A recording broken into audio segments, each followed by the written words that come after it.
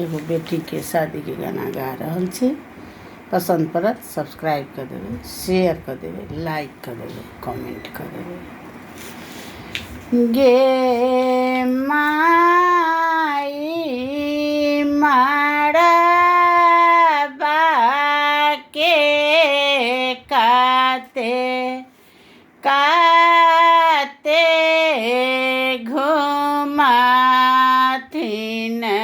जनक रिखी नैना से झरैनी नोर गे माई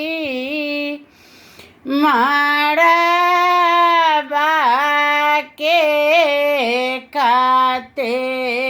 काते घुमाथिन जनक रिखी नैना से झरैनी नोर गे माई एहना सीता बेटी के ककरा परसाऊं पबा के ही करत प्रतिपाल गे माई एहना सीता बेटी के ककरा परसाऊं पबा के ही करत प्रतिपाल गे माई एतना बचन जबे सुनला ना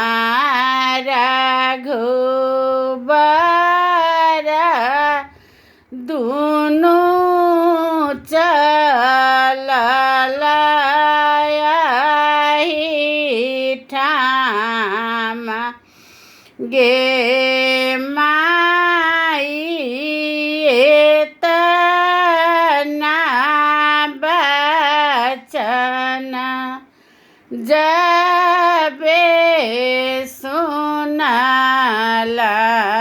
ना रघुबर दोनों चलल एही ठाम गे माई अपना सिया बेटी के हमारा परसाऊं पबा हमहि करबा प्रतिपाल गे माई दुआरी पर बाई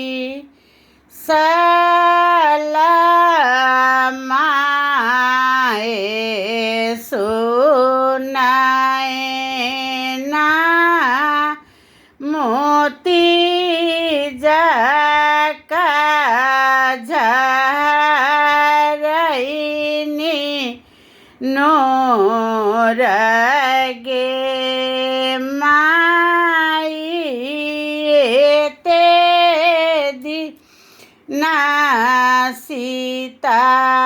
बेटी